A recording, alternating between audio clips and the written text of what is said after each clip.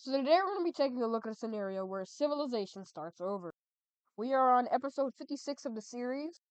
And the series is going by, well, it's going along very quickly now. In the last episode, we saw a multitude of things happen. We saw the kind of Central African / Angolan Union form up. We saw Sicily let go of Tunisia and it went over to Libya. The Ottoman Empire peacefully reformed up. Of course, the terrorist organization expanded like always. And the Russian Empire, of course, is appearing up again. If you guys enjoy these videos, please make sure to like and subscribe as we are trying to reach 700, or we're trying to reach 800 subscribers before the end of August. And let's get into the video. First of all, I made a new layer, the stability layer. So, yeah, these aren't perfect borders, but they're about what they are, and, well, this is the good old stability layer. As you can see, most countries aren't stable. And it's especially bad in Central Africa and Central Asia. There are some outliers pretty stable. South Africa, Mozambique, Madagascar, they're pretty stable. India, the Arabian Union, there's a lot of stable countries, but there's also a lot of not stable countries. Like there's these two red ones in Central Africa. There's like there's two red ones in Central Asia. And of course, you got the occasional orange country over here. But anyways, this map will be used and updated probably every like 2 episodes, maybe 1 if I am feeling up to it. But I'm kind of sick right now, so that's an issue. Anyways, let's do our not daily, but weekly terrorist organization update. So they've completely annexed all of this purple country right here, as well as actually all of the yellow one. And this is when countries in the world start to get a little worried. That's when this country kind of falls into chaos. Their stability is not very good. It has gotten worse over the years, as it was a yellow, now it's an orange, now it's even a red, and we can see that this country is not doing well. And it starts, of course, with the terrorist organization bombing it. And that's when the gold team decides that they want to kind of start an invasion of this country to see if they can save any civilians of it so that they don't get bombed anymore. This was all part of the terrorist organization's plan, because now the terrorists are invading through the gold country, and well, this is bad. Well, that's when this blue country steps in and joins in on the war against the white team, and they do get pretty far as they start taking back territory once owned by the gold country. Anyways, this country is gonna fall into total chaos. It is a very low stability country, as we can see. It's yellow, and that's okay, but yeah, it's still not good. So a pink Ivory Coast country decides to form up. And we see an orange country take control of the Senegal area. And then the red country starts invading this land. And with these two rebellions, as well as the red country, they're going to be all focusing on this right here. So let's go ahead and turn on cities, and let's see the action. So we can see that these rebellions are very quick to take a lot of land, as the green country was not expecting these rebellions to pop up. They take this city, and then the orange team goes ahead and takes that city, and even manage to spearhead and get the city in the middle of this land. The desert, there is a desert right here, however, the red team is experienced with invading, and they know how to invade deserty areas. It looks like the green team is pretty much dead, but this is not very valuable land, however, this is, so that's not good. And the green team kind of submits to his death here, which means, yeah, it kind of just gets divided. So let's go ahead and take a look at this peace treaty. So in this peace treaty, we can see that the green team has been significantly reduced, as the pink and orange teams have been instated, and the red team has expanded a lot, becoming kind of a Sahara empire. Anyways, capitals time. One right here, and the other right here in the Port of Dakar. Anyways, we can see that, that green country that was very powerful at one point. In fact, if we look at our overall rankings, they were the 25th strongest nation in the world. And yes, I do have everything up to 50, however, it's not entirely accurate, as some of the things I do kind of disagree with, and kind of made them in the wrong position. Like, Sicily should be way stronger than 35. Same with, like, Greece. I don't even think the Dutch should be on here. Anyways, it's time for our nuclear update. France goes from 7 to 14, doubling their supply. Arabia goes from 1 to 6, showing a rapid nuclear well, I guess, acceleration. The NIF, aka the North Indian Federation, goes from 2 to 10. And then another country is going to get nuclear weapons, being China.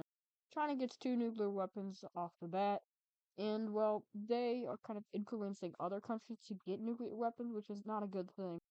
The North Indian Federation is going to do something interesting, never seen before, but they have, well, 1 nuclear weapon stationed somewhere else, and that, of course, is in Ethiopia. Ethiopia, country very neutral, well, not neutral anymore because they joined the anti-Arabian attack, but a country that nobody thought was going to get a nuclear weapon in them or even stationed in them, uh, just got one, which means the Arabian Union definitely has to go faster. But guess who's getting their own nuclear supply? That's right, they're getting their own nuclear supply. And this could either be a great thing for humanity or most likely a bad thing. But yeah, these are nuclear powered. But one more power in the Americas will rise up, and probably another one in the future down south. These guys will get one. They have a very slow nuclear tactic, how they make their nukes, but they are doing it, although it is taking a little bit of time. Anyways, let's go ahead and go on some more events, getting off of the nuclear layer, because that's not very fun. The Russian country, who has been rapidly expanding, is going to do something very interesting. They're going to reform to the Empire of Russia. Russia is back, along with the Swedes and the Ottomans. But you know what that also means? Invasion time. These guys get invaded and, like, they die really, like, it's not even fair. It's not, it's kind of gruesome what happened to them, but it doesn't matter because they're dead now. That's sad, but nobody can really do anything about this. Now, the international, like, thought of this happening, well, they didn't think it was gonna happen, but the international, seeing that, well, these guys reformed, people are skeptical. Are they expansionist? Obviously, but will they do bad genocidal things like they did in Ukraine last time? Maybe. Who knows? And maybe will they participate in everything going on over here? Probably will just come down to ancient rivalries. But once again, that is for a different episode. Coming over to the Lime team right here, Nigeria is going to start invading it. Nigeria, a once powerful expansionist country, is going to reinstate their presence in Cameroon.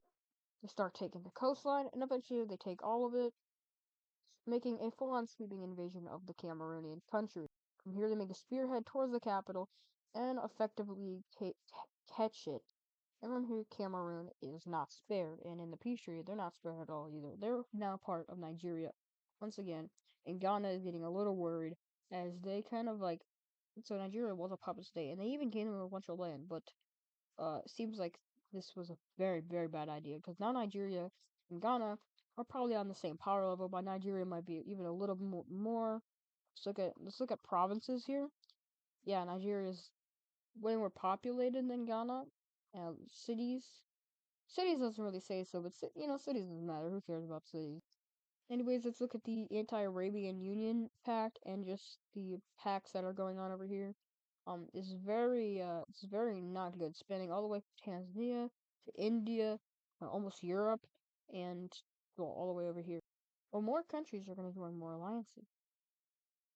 Well, these guys don't know what to do because they hate these guys and these guys, so they're not going to pick a side.